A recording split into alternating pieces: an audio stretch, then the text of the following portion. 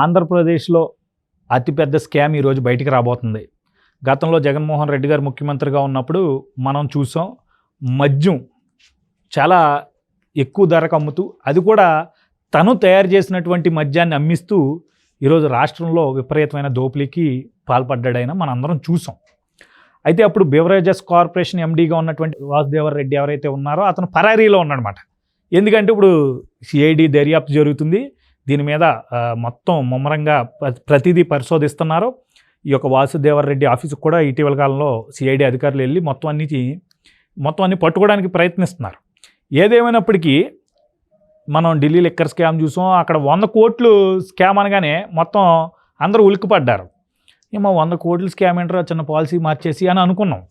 అయితే ఇప్పుడు 1,00,000 కోట్లు ఇప్పుడు ఈ స్కాము అసలు ఇంకా అందరికీ ఫ్యూజులు ఎగిరిపోతాయన్నమాట. ఇప్పుడు ఇది బయటికి రాగానే అతి త్వరలో జగన్మోహన్ రెడ్డి గారు చేసిన అతి పెద్ద దోపిడీ బయటికి రాబోతుంది. అయితే మరి ఎంతవరకు ఎంతమంది ఈరోజు ఈ కేసులో బుక్ అవుతారనే దాన్ని మీరు మీ ఎస్టిమేషన్స్తో ఒకసారి చెప్పండి. ఏదేమైనప్పటికీ ఇలాంటి ప్రక్రియ అంటే ప్రజల్ని ఈరోజు ముందు పెట్టి ఇదిగో ప్రజల రేట్లు పెంచితే తాగడం మానేస్తారని చెప్పి వెనకాల ఇంత దారుణమైనటువంటి స్కామ్ చేయడం, ఈ యొక్క మందు తయారీ కంపెనీల దగ్గర నుంచి కూడా అంటే ఈ డిస్టిలరీస్ అన్నీ ఇలా గుప్పెట్లోకి తెచ్చేసుకుని బ్లాక్మెయిల్ చేసి లాగేసుకుని వీళ్ళే సెల్ఫ్గా మద్యం తయారు చేసేసి అమ్మేయడం, ఎంత పెద్ద మాఫియా రన్ అయిందంటే అంత పెద్ద మాఫియా రన్ అయింది. ఇది ప్రజలు తెలుసుకోవాలి. ఏదో సరదాగా ఉంటుందండి మద్యం అనగానే, కానీ ఇన్ని కోట్లు స్కామ్ చేసేసి ఈరోజు ఇన్ని కోట్లకు అధిపతులుగా మారిపోతే అసలు వాళ్ళు ఏదైనా చేయగలుగుతారు కదా రేపొద్దున రాష్ట్రంలో. డబ్బు ఉంటే ఏదైనా చేయగలుగుతాం. సో మీరేమంటారు? ప్రజలు రేపొద్దున ఇలాంటి స్కామ్ బయటికి వచ్చిన తర్వాత వారిని మళ్ళీ ఏ రకమైనటువంటి విధంగా శిక్షిస్తే బాగుంటుంది అంటారు? వాళ్ళని ఎలా చర్యలు తీసుకుంటే బాగుంటుంది అంటారు వాళ్ళ మీద? మనకి ఒక సామెత ఉంది తెలుగులో, అసలే కోతి పైగా కళ్ళు దాగింది, ఆ పైగా నిప్పును దొక్కింది. మరి దాని సహజ సిద్ధమైన కోతి చేష్టలు ఉంటాయి, దానికి పైగా కళ్ళు దాగి అది ఇంకా మత్తులో ఆ కోతి చేష్టలు ఇంకా ఎక్కువతి, దానికి తోడు నిప్పును దొక్కేటప్పటికి ఆ మంటతోటి ఇంకా ఎక్కువ గంతులు పెరుగుతాయి. కాబట్టి ఇక దాని చేష్టలు దాని గుణాలు మీరే ఊహించుకో అని చెప్పని మన ఊహకు వదిలేశారు. అలాగే అసలే విపరీతమైన డబ్బు యావా, వాళ్ళ నానాధికారాన్ని అడ్డుపెట్టుకొని 1,000 కోట్ల రూపాయలు దోచేశాడు, అక్రమంగా ఆస్తులు సంపాదించాడు అని చెప్పని సిబిఐ విచారించి నిర్ధారణ చేస్తూ ఛార్జ్షీట్లు ఫైల్ చేసి జైలు పాలు చేసింది. అటువంటి ఆయనకి స్వయాన అధికారం దక్కితే, తానే నిర్ణయాధికారిగా ఉంటే, తన చేతిలోనే వ్యవస్థలన్నీ ఉంటే ఎన్ని విధాలుగా డబ్బు సంపాదించవచ్చు అనేది రీసెర్చ్ చేసి థీసిస్లు సబ్మిట్ చేసి పిహెచ్డీలు పొందిన అనుభవం జగన్మోహన్ రెడ్డి గారిది. ఆయన దోపిడీ విధానాలు వివిధ యూనివర్సిటీల్లో పాఠ్యాంశాలుగా మారినాయి. అటువంటి ఆయన ఆధ్వర్యంలో జరిగిన దోపిడీ, దేశానికి దోపిడీ ఇంతటి స్థాయిలో కూడా చెయ్యొచ్చా అని చెప్పని రాజకీయ పార్టీలు, పాలకులు, ప్రజలు కూడా నివ్వెరపోయి నిశ్చేష్టులయ్యేంతటి దోపిడీ గురించిన వాస్తవాలు బయటికి రాబోతున్నాయి. ఆర్గనైజ్డ్గా నారాయణ స్వామి అని చెప్పని ఒక దళిత నాయకుడిని ఎక్సైజ్ మినిస్టర్గా ముందు పెట్టి, అంటే రేపటి రోజున ఏదైనా ఈ కుంభకోణాలు, అరాచకాలు, అక్రమాలు బయటకు వస్తే, అవినీతి గురించి ప్రస్తావన వస్తే, అరే ఎక్సైజ్ మినిస్టర్ ఆయన అని చెప్పని ఆయన్ని బలిపశువుగా చేయటం కోసం బెవరేజెస్ కార్పొరేషన్లో డెప్యుటేషన్ మీద వాసుదేవర్ రెడ్డి అనే ఒక అధికారిని తీసుకొచ్చి అక్కడ ఎండీగా కూర్చోబెట్టి వీళ్ళ ఆధ్వర్యంలో సాగించిన ఆర్థిక అరాచకం, మద్యపాన నిషేధం చేస్తాననేమో 2019 ఎన్నికలకు ముందు వాగ్దానం చేసి, మద్యపానం వల్ల కుటుంబాలు ఆరోగ్యపరంగాను ఆర్థికంగాను చిన్నాభిన్నం అవుతున్నాయి, సమాజానికి పెనుభూతంగా మారిన ఈ మద్యాన్ని 2024 ఎన్నికల లోపుగా నేను పూర్తి స్థాయిలో నిషేధిస్తా, 2024 ఎన్నికలకి నేను ప్రజలను ఓటు అడగటానికి వెళ్ళేటప్పటికి 5 స్టార్ హోటల్స్కి మాత్రమే మద్యాన్ని పరిమితం చేసి రాష్ట్రంలో మద్యం అనేది లేకుండా చేయకపోతే నేను ఓటు అడగను అని చెప్పిన జగన్మోహన్ రెడ్డి గారు ఆ మాటలు విశ్వసించి ఆ మద్యం వల్ల బాధితులుగా మారుతున్న ప్రతి కుటుంబంలో మహిళ జగన్మోహన్ రెడ్డి గారి మీద ఒక నమ్మకంతో ఓట్లేసి 170 స్థానాలు ఉన్న అసెంబ్లీలో 150 స్థానాలతో ఆయనకు అధికారం కట్టబెడితే, ఒక్కసారి పాలకుడిగా పదవి బాధ్యతలు చేపట్టిన తర్వాత, అధికారంలోకి వచ్చిన తర్వాత, వ్యవస్థలు ఆయన పాదాక్రాంతం అయిన తర్వాత ఆయన సాగించిన ధనమేధం. మనం రాజ్యాలు ఆక్రమించుకోవడానికి రాజులు అశ్వమేధ యాగం చేసేవాళ్ళు అనేది విన్నాం. ఈయన మద్యమేధం చేశాడు, ధనమేధం చేశాడు. ఎంతటి స్థాయిలో ఆ డబ్బు సంపాదించారు అని అంటే, ఒక ఆర్గనైజ్డ్గా ప్రజలకు ఇచ్చిన వాగ్దానం పోయింది, మేము మోసగించబడ్డాం అని చెప్పని ప్రజలు రిలీజ్ అయ్యేటప్పటికి వేల కోట్ల సంపద వీళ్ళ దగ్గర పోగొట్టడం మొదలైంది. మొట్టమొదటగా పదవి బాధ్యతలు చేపట్టిన తర్వాత 2019 నవంబర్ నెలలో అప్పటి వరకు ప్రైవేటు వ్యక్తుల చేతుల్లో ఉన్న వైన్ షాపుల్ని ప్రభుత్వ ఆధ్వర్యంలోకి తీసుకొచ్చేశారు. మద్యం అమ్మకాలు ఇక నుంచి ప్రభుత్వం ఆధ్వర్యంలో జరుగుతాయి. నియంత్రిత మద్యం అమ్మకాలు జరుగుతాయి. నిన్నటి వరకు 3,500 షాపులు ఉండేవి. మేము వాటిని 2,900 షాపుల స్థాయికి తగ్గిస్తున్నాం. షాపుల సంఖ్యను కుదిస్తున్నాం. ఉదయం 10 నుంచి సాయంత్రం 8 గంటల వరకే షాపులు ఓపెన్ అవుతాయి. ఒక వ్యక్తికి 3 సీసాలే అమ్ముతాం అని చెప్పని కొన్నాళ్ళు కలరింగ్ ఇచ్చారు. ఓహో, కంట్రోల్డ్ సేల్స్ చేయబోతా ఉన్నారు, మద్యం అవైలబిలిటీ తగ్గిస్తూ ఉన్నారు, కొంత చిత్తశుద్ధి ప్రదర్శిస్తున్నారు. మొదటి సంవత్సరమే ఈ విధమైన నిర్ణయాలు తీసుకున్నారు అని అంటే, రెండో సంవత్సరం మూడో సంవత్సరంకి వెళ్ళేటప్పటికి రాష్ట్రంలో ఇక మద్యం దొరకదు, ఆయన ఎన్నికల ముందు చేసిన వాగ్దానం తీసుకు అడుగులు పడుతున్నాయని చెప్పని ప్రజలు కొన్నాళ్ళు భ్రమించారు. కానీ ఆచరణపూర్వకంగా వచ్చేటప్పటికి అప్పటి వరకు మద్యం తయారీదారులైన డిస్టిలరీస్ వివిధ వ్యాపార సంస్థల చేతుల్లో ఉండేవి. వాటి మొత్తాన్ని ఈ బ్రోవరేజెస్ కార్పొరేషన్ ఎండి వాసుదేవరెడ్డి ద్వారా వీళ్ళ ప్రభుత్వం, వీళ్ళ వ్యవస్థలు, వీళ్ళకున్న అధికారాన్ని అడ్డుపెట్టి ఆ డిస్టిలరీ యాజమాన్యాల మొత్తాన్ని బెదిరించి బలవంతంగా వీళ్ళ నాయకులు స్వాధీనం చేసుకున్నారు. అంటే ఉత్పత్తిదారులుగా వైసీపీ నాయకులు అవతారం ఎత్తారు. వీళ్ళ ఉత్పత్తిదారుల అవతారం ఎత్తిన తర్వాత వినూత్నమైన కనీవిని ఎరిగిన బ్రాండ్లు, అప్పటి వరకు వైన్ షాపుల్లో దొరుకుతూ ఉన్న ఎస్టాబ్లిష్డ్ బ్రాండ్స్ అన్నిటిని రద్దు చేసేసి ఈ వైసీపీ నాయకుల ద్వారా తయారీ జరుగుతున్న సరికొత్త బ్రాండ్లు, అది ఒక ఆంధ్రప్రదేశ్ రాష్ట్రంలోనే ఆ బ్రాండ్ దొరికితే ఇంక వేరే ఏ రాష్ట్రంలో దొరకవు. ఆ బ్రాండ్ల క్వాలిటీ అష్యూర్ చేసింది ఏ సంస్థ అష్యూర్ చేసిందో, వాటిని ఎవరు నిర్ధారణ చేశారో తెలియదు. 2019లో అధికార బాధ్యతలు చేపట్టిన తర్వాత ఇక నుంచి 100 కోట్లు పైబడ్డ ప్రతి టెండర్ని జ్యుడిషియల్ రివ్యూ కమిటీ ఆమోదానికి పంపిస్తాం. జ్యుడిషియల్ రివ్యూ కమిటీ ఆమోదం తెలిపిన తర్వాతే 100 కోట్లు పైబడ్డ టెండర్లు ఆమోదం పొందుతాయి. మేము రివర్స్ టెండర్ విధానాన్ని తీసుకొస్తున్నాం, ప్రభుత్వానికి ఆదాయాన్ని సమకూరుస్తున్నాం, ప్రభుత్వ ఖర్చును తగ్గిస్తున్నాము, పొదుపు చేస్తున్నాం ప్రభుత్వ వనరులు అని చెప్పిన వాళ్ళు మరి బ్రోవరేజెస్ కార్పొరేషన్ ద్వారా ఈ డిస్టిలరీస్ ద్వారా ఈ సరికొత్త బ్రాండ్లని కొనుగోలు చేయాలని చెప్పిన నిర్ణయాన్ని ఏ జ్యుడిషియల్ రివ్యూ కమిటీ ఆమోదం తెలిపింది? ఎందుకనంటే ఒక్కొక్క సంవత్సరానికి 16,000 కోట్లతో మొదలయ్యి 25-28,000 కోట్ల స్థాయికి ఆ కొనుగోలు చేరాయి. ఇన్ని వేల కోట్ల లావాదేవీలకు సంబంధించి ఏ జ్యుడిషియల్ రివ్యూ కమిటీ ఆమోదం తెలిపింది? అవన్నీ హంబక్ కబుర్లు. అంటే నోటి ద్వారా చేసిన ప్రచారం ఒకటి, ఆచరణపూర్వకంగా జరిగింది ఒకటి. ఈ సరికొత్త బ్రాండ్లని బ్రోవరేజెస్ కార్పొరేషన్ ద్వారా కొనుగోలు చేయించి ఈ ప్రభుత్వ మద్యం దుకాణాల ద్వారా అమ్మకాలు జరిపించారు. ఈ అమ్మకాలు జరిపించిన దాంట్లో ప్రభుత్వం ద్వారా అధికారికంగా వెల్లడైన గణాంకాల ప్రకారం 5 సంవత్సరాల కాలంలో 132,000 కోట్ల రూపాయల అమ్మకాలు జరిగినాయి. 132 కోట్ల అమ్మకాలు జరిగితే అందులో 99,350 కోట్ల వరకు సుమారుగా నగదు లావాదేవీలు జరిగినాయి. No digital transaction. అసలు రాష్ట్ర వ్యాప్తంగా డిజిటల్ ట్రాన్సాక్షన్సే లేవు మద్యం షాపుల్లో.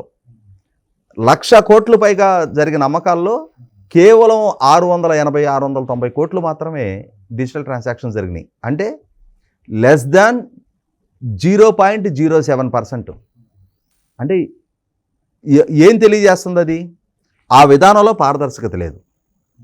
పైగా ప్రభుత్వం విడుదల చేసిన శ్వేతపత్రంలో వెల్లడైన ప్రకారం డిస్టిలరీసు బ్రోవరేజెస్ కార్పొరేషన్కి అమ్మకాలు జరపకుండా డైరెక్ట్గా షాపులకి అంటే నాన్ డ్యూటీ పెయిడ్ లిక్కర్, అంటే ప్రభుత్వం డిస్టిలరీస్ నుంచి బ్రోవరేజెస్ కార్పొరేషన్ ద్వారా కొనుగోలు చేసి షాపులు అమ్మేది ఒకటి. అలా అమ్మే దాంట్లో ఏంటంటే బ్రోవరేజెస్ కార్పొరేషన్కి ప్రొక్యూర్మెంట్ కాస్ట్ 16% పడుద్ది. అంటే జరిగే ప్రతి 100 రూపాయల అమ్మకంలో 16 రూపాయలు కొనుగోలు కాస్ట్ పడితే 84 రూపాయలు పన్నుల ద్వారా ప్రభుత్వానికి ఆదాయం వస్తుంది. ఆ పన్నుల ద్వారా వచ్చే ఆదాయం స్టేట్ కన్సాలిడేటెడ్ ఫండ్కి వెళ్ళుద్ది, దాన్ని బడ్జెట్లో చూపిస్తారు. రాష్ట్ర ప్రభుత్వ అవసరాలకు వినియోగం చేస్తారు. కానీ ఇక్కడ ఏం చేశారు, ఈ పాలకులు, ఈ బ్రోరేజెస్ కార్పొరేషన్ అధికారులు, ఈ వైన్ షాప్లో ఈ సేల్స్ ముఠ మొత్తం ఈ సిబ్బంది అందరూ కలగలిపి డిస్టిలరీస్ తోటి కుమ్ముక్కయ్యి నాన్ డ్యూటీ పెయిడ్ లిక్కర్ అంటే ప్రభుత్వానికి అధికారికంగా డిస్క్లోజ్ చేయకుండా ఒక 10 కేసులు డిస్క్లోజ్ చేసిన స్టాక్ వస్తే ఇంకొక 10 కేసులు డిస్క్లోజ్ చేయని స్టాక్ షాప్కి వచ్చేది. ఇక్కడ ప్రభుత్వానికి 84 రూపాయల ఆదాయం జమ అవ్వదు. మొత్తానికి మొత్తం అందరూ కలిసి మనకి ఊళ్ళల్లో వేటను కోస్తున్నాము, పందిని కోస్తున్నాము అంటారు, పోగులేస్తారు. అట్లా ఎవడ వాట వాడు పోగులేసి పంచుకున్నారు.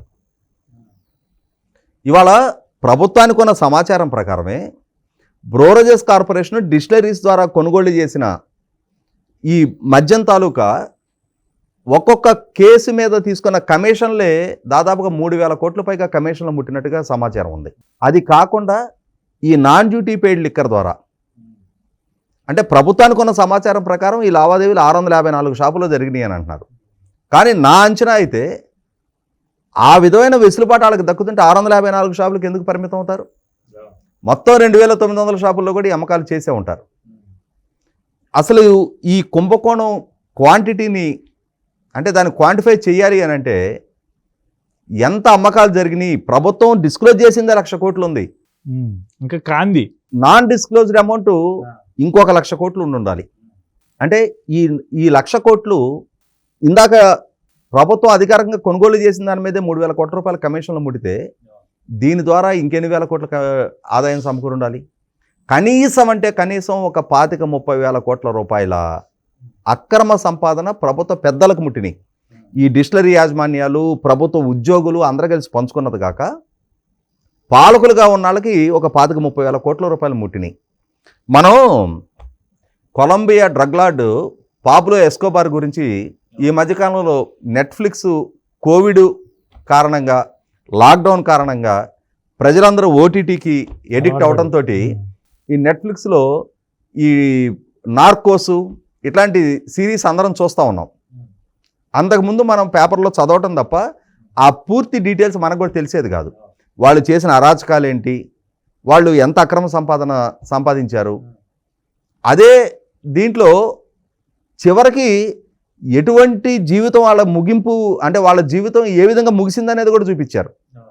ఇవాళ అధికారం ఉంది, వ్యవస్థలు చేతిలో ఉన్నాయి, దీన్ని అడ్డు పెట్టుకొని ఇన్ని వేల కోట్లు దోచేశారు.